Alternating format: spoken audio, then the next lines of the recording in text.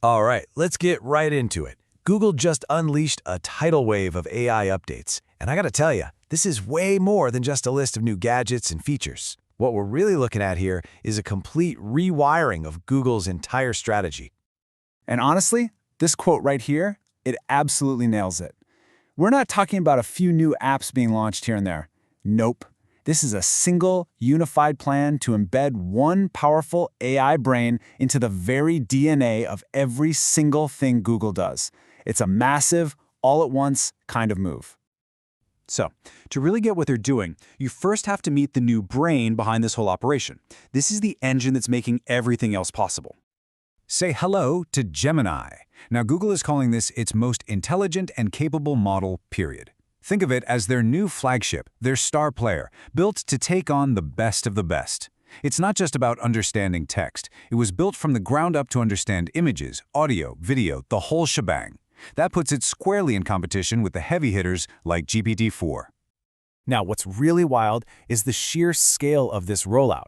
Gemini isn't being kept behind some closed door. It's being pushed out everywhere, to everyone, all at the same time. So whether you're just playing around on the Gemini app or you're a developer working in their brand new Antigravity IDE, which is like a supercharged workshop for programmers, or even a huge company using Vertex AI, you're all tapping into that same core intelligence. So, what happens when you have a much smarter AI brain? Well, you get some incredibly powerful new tools. Let's take a look at how this is completely changing the game for creativity, from writing code to creating art. And first up is this thing called Antigravity. Now, the magic word here is Agentic. This isn't just an assistant that gives you suggestions. No, this is an AI agent that can work all by itself across your entire coding setup. And this slide just lays out the difference so perfectly. On the left, that's the old way. A code assistant is like a GPS navigator who can only tell you the very next turn. But the new way on the right, that's like having a co-pilot who can actually write the code, find the bugs, test everything, and then hand you the keys. It is a monumental jump in what the AI can do on its own. So what's this actually feel like to use? People are starting to call it vibe coding. You basically just describe the vibe, the idea of what you want to build, in plain English. And then the AI agent just takes over. It writes the code, it runs tests, it finds its own mistakes, and then it fixes them. We heard about one developer who built an entire iOS app on the very first try using this. That's a task that Gemini by itself really struggled with before. But hey, this new creative power isn't just about code. Google is also making a massive play in image generation, building these tools right into pretty much every product they have. And the engine for this has let's just say, a very memorable name, Nano Banana Pro. But don't let the name fool you, because it has some killer features that are a direct challenge to competitors like Midjourney. It's all about control. For example, you can take an old handwritten letter, and this thing can add new text to it that perfectly matches the original author's handwriting. Just think about that for a second. That's the level of detail we're talking about here. It's kind of nuts. And this creative boost extends to just getting work done. You know how you can have a document full of messy, raw notes from a meeting? Well, now in Notebook LM, you can just feed it that document, and boom! Out comes a fully formed professional slide deck. That's hours of painful formatting, just gone. Okay, so we've seen the powerful brain and the incredible new creative tools.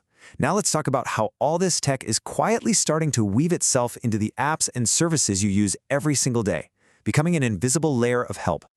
And the biggest change of all is happening to Google Search. This is a fundamental change in its mission. For years, search has been about giving you a list of links to find information. Now it's shifting to become a tool that helps you actually do things. So what does that actually look like? Well, it means you can ask Search to plan your family vacation, and it will build out a whole itinerary for you. It means it's now hunting for the best flight deals for you. It can even help you book a reservation at a specific type of restaurant you're looking for, all without you ever having to leave the search page. And Gemini is breaking out of your phone and computer too. It's showing up in your car, where Android Auto can now handle way more complicated questions while you're driving. And it's on your TV, so you can stop endlessly scrolling and just say, hey, find me a good thriller from the 90s, and it'll just pull it up. But it's not all about convenience. The impact here gets really serious. Google also showed off WeatherNext 2, which is an AI model that's way better at predicting severe weather. And that's not a small thing. This is the kind of real-world application that could actually help prepare for disasters and save lives. So let's step back for a second and connect the dots. We've seen all these different pieces. What's the big picture? What does this all really mean for us and for what's coming next? Well, as AI starts creating more and more of the text and images and videos we see online, a huge question comes up. How on earth do we know what's real anymore? Google's answer to that is a technology called SynthID. Think of it as a way to invisibly stamp AI-generated content to certify that, yep, this was made by an AI. And this isn't just some flimsy watermark. It's designed to be incredibly tough. You can edit the content, you can compress it, you can even take a screenshot of it, and that digital watermark should still be detectable. It's really Google's attempt to build a foundation of trust for this new world we're heading into. And that really brings us right back to the central idea of this whole thing. This is not a bunch of different products. It is one single AI brain, Gemini, that is now being woven into the fabric of the entire Google ecosystem that billions of us already use every day. Search, Android, your TV, everything. It's a strategy that puts their AI everywhere all at once. Which leaves us with one last, pretty big question to think about.